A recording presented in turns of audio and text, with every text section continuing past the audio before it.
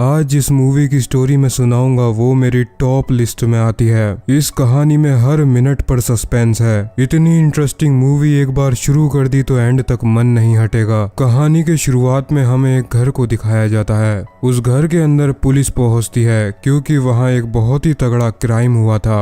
उस घर के अंदर रहने वाले सभी लोग मर चुके थे। पुलिस घर के अंदर पहुंचती है जहां उन्हें सिर्फ लोगों की बॉडीज मिलती हैं। घर की चेकिंग करते समय पुलिस को एक और लड़की की बॉडी मिलती है, लेकिन उस लड़की की बॉडी पर एक भी खरोंच नहीं थी। उसे देखने पर ऐसा लग रहा था जैसे वो सिर्फ सोई हुई हो। उसकी बॉडी पर कोई भी चोट का निशान नहीं था, ना ही गला दबाकर मारने का कोई निशान था। इस लड़की की मौत पुलिस के लिए एक रहस्य बन चुकी थी। पुलिस को इस लड़की की कोई भी जानकारी नहीं मिलती, इसीलिए वो इसका नाम जेन डो रख देते हैं। पुलिस को घर की तहकीकात करते हुए पता चलता है जो लोग मरे हैं वो लोग इस घर से भागना चाहते थे। ऐसा उन लोगों के साथ क्या हुआ होगा जो वो लोग घर के अंदर से बाहर की तरफ भागना चाह रहे थे। पुलिस ऑफिसर जेन डो की बॉडी को ऑटोप्सी के लिए भेज देते हैं। सीन शिफ्ट होता है और हमें दो बाप बेटों को दिखाया जाता है। लड़के का नाम ऑस्टिन और बाप का नाम टॉमी होता है। इन दोनों ने अपने घर के अंदर ही पोस्टमार्टम सेंटर बनाया हुआ है। टॉमी की फैमिली इस काम को कई सदियों से करती आ रही है और अब वो इस काम को अपने बेटे ऑस्टिन को भी सिखा रहा है। बॉडीज का पोस्टमार्टम करने के बाद वो उसको वहीं रेफ्रिजरेटर में रख देते हैं। ऑस्टिन बाहर आता है जहां उसे उसकी फ्रेंड मिल जाती है। वो दोनों आज मूवी देखने जाने वाले थे, लेकिन ऑस्टिन की फ्रेंड एमा आज डेड बॉडीज देखने की जिद करने लगती है। ऑस्टिन उससे काफी मना करता है क्योंकि डेड बॉडीज को देखकर वो डर जाएगी, लेकिन बहुत जिद करने के बाद ऑस्टिन उसे एक डेड बॉडी दिखा देता है। एमा नोटिस करती है उस डेड बॉडी के पैर पर एक घंटी बंधी हुई थी। वो टॉमी से पूछती है इस घंटी को बांधने का क्या मतलब है। टॉमी उसे बताता है ऐसा लोग पुराने टाइम में किया करते थे। पुराने टाइम में जब कोई इंसान मर जाता था तो उसके पैर पर घंटी बांध दी जाती थी, क्योंकि पुराने टाइम में मेडिकल इतना आगे नहीं गया था कि वो एक मरे हुए इंसान और एक कोमा में गए हुए इंसान में फर्क जान सकें। तो इसीलिए पुराने टाइम में मरे हुए इंसान के पैर पर एक घंटी बांध दी जाती थी। अगर वो कोमा में होगा और थोड़ा बहुत भी हिलेगा तो उसकी पैर की घंटी बजने लगेगी। टॉमी भी आज के टाइम की चीजों में भरोसा नहीं करता, वो आज भी पुराने जमाने के हिसाब से चलता है, इसीलिए उसने उस बॉडी के पैर में घंटी बांधी हुई थी। बातें खत्म होने के बाद ऑस्टिन और एमा मूवी देखने जाने लगते हैं, लेकिन तभी पुलिस वहां जेन डो की बॉडी लेकर पहुंचती है। पुलिस के हड़बड़ाए चेहरे को देखकर ऑस्टिन को लगता है कि मामला सीरियस है, इसीलिए वो एमा से बोलता है कि शायद उसे उसके डैड की मदद करानी चाहिए, वो मूवी बाद में देखने जाएंगे। ऑस्टिन एमा से बोलता है वो इस काम को जल्द ही छोड़ देगा, वो अपने डैड की तरह इन कामों को नहीं करना चाहता। उसे लोगों की बॉडी की ऑटोप्सी करना बिल्कुल पसंद नहीं है।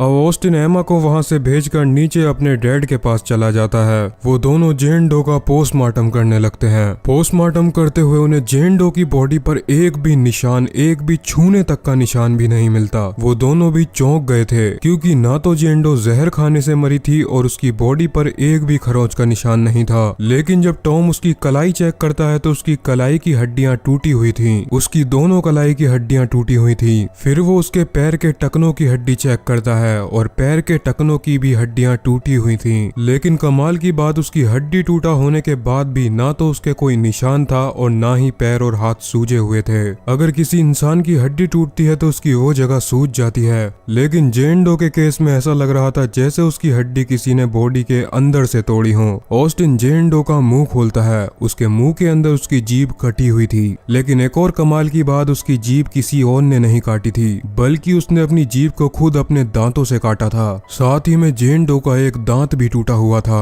टॉमी उसके मुंह के अंदर से रस्सी जैसी चीज को बाहर निकालता है। उसकी जांच करने के लिए उसे एक पिन्नी में पैक करके वहीं रख लेता है। तभी ऑस्टिन देखता है कि जेन डो की नाक के अंदर से एक मक्खी बाहर आती है और उसकी नाक से थोड़ा सा खून भी बाहर आ जाता है। अब वो जेन डो की आंखें चेक करते हैं। जब वो उसकी आंखें खोलते हैं तो एक और रहस्य सामने आता है। उसकी आंख की पुतलियां गिरे पड़ चुकी थी और ऐसा तब होता है जब कोई इंसान कई सदियों पहले मरा हो। लेकिन जेन डो की बॉडी को देखकर लग रहा था जैसे वो अभी कुछ ही घंटों पहले मरी थी। वहाँ लैब के अंदर एक रेडियो रखा हुआ था, उसके सिग्नल अपने आप बदल जाते हैं, लेकिन ऑस्टिन और टॉमी इस बात पर ध्यान नहीं देते। टॉमी और ऑस्टिन को अभी तक जेन डो की एक भी खबर नहीं मिली थी, इसीलिए वो डिसाइड करते हैं कि अब वो उसके बॉडी पार्ट्स को चेक करेंगे। टॉमी एक चाकू की मदद से जेन डो की बॉडी को खोलने जा रहा होता है, लेकिन तभी रेडियो का सिग्नल दोबारा से चेंज हो जाता है। वो दोनों इस बात को दोबारा से इग्नोर कर देते हैं। टॉमी जेन डो की की बॉडी को काट कर खोल देता है। उसकी बॉडी खुलते ही अब तो वो दोनों बिल्कुल सदमे में पहुंच चुके थे, क्योंकि जेन की बॉडी अंदर से बुरी तरीके से जली हुई थी। उसका हार्ट, उसके लंग्स, उसकी खाल सब कुछ जला हुआ था। लेकिन ऐसा कैसे हो सकता है किसी इंसान को जलाया जाए और उसके बाहर एक भी निशान नहीं आए और अंदर से उसकी बॉडी पूरी तरीके से जल चुकी हो। तभी ऑस्टिन को बाहर से कुछ आवाजें आने लगती हैं। ऑस्टिन बाहर जाकर चेक करता है। उसे एसी वेंट के अंदर से कुछ आवाजें आ रही थी। वो एसी वेंट को खोलता है। उसके अंदर उसकी बिल्ली मरी पड़ी थी।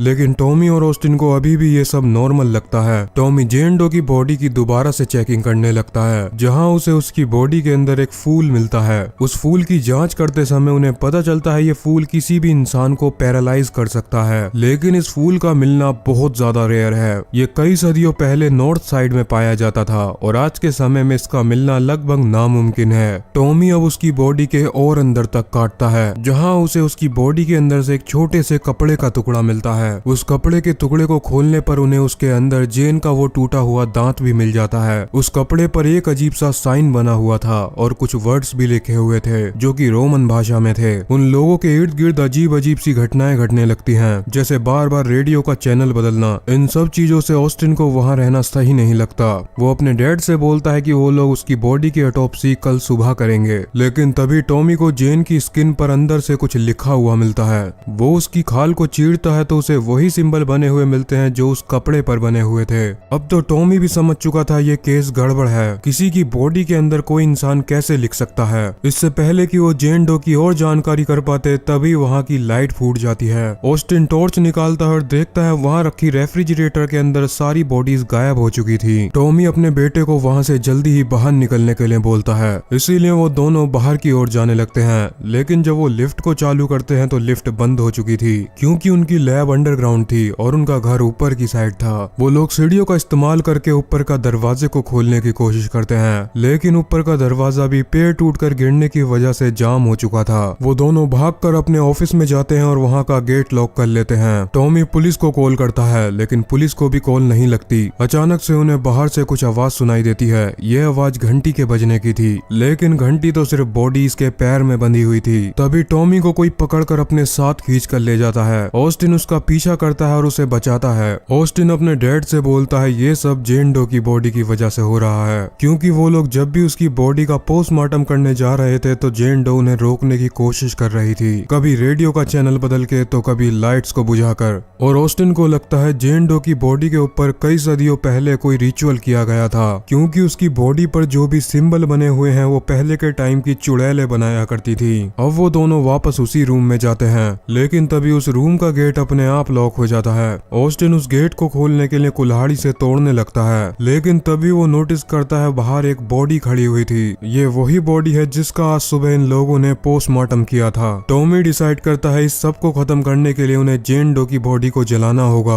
वो जाकर जेन डो की बॉडी को जला देते हैं, लेकिन कमाल की बात उसकी बॉडी के ऊपर आग लगते ही वो सारी आग को सोख लेती है। उसकी बॉडी पर जलने का एक निशान तक नहीं आता। ऑस्टिन और टॉमी वहाँ से बाहर निकलते हैं, लेकिन तभी उन्हें सामने से एक परछाई आती दिखती है। टॉमी डर की वजह से ऑस्टिन के हाथ से कुल्हाड़ी छीनकर उस परछाई के ऊपर फेंक देता है। लेकिन जब वो दोनों उसके पास जाकर देखते हैं तो वो ऑस्टिन की फ्रेंड एमा थी। उन्होंने गलती से एमा को ही मार दिया था, यानी कि बाहर से कोई भी अंदर आ सकता था लेकिन अंदर से कोई बाहर नहीं जा सकता था। टॉमी ऑस्टिन को बताता है इस सब को खत्म करने का एक ही तरीका है, हमें जेन डो के बारे में और जानकारी इकट्ठी करनी होगी। इसीलिए वो दोनों पोस्टमार्टम रूम में दोबारा आते हैं। वहाँ वो जेन डो की बॉडी को दोबारा से चेक करते हैं। इस बार वो उसके दिमाग को खोलकर चेक करते हैं, लेकिन यहाँ एक और रहस्यमय चीज होती है। जेन डो के ब्रेन सेल्स अभी भी जिंदा थे, जिसका मतलब जेन का दिमाग अभी भी जिंदा है। अब टॉमी उस कपड़े को चेक करता है जो उसे जेन की बॉडी के अंदर से मिला था।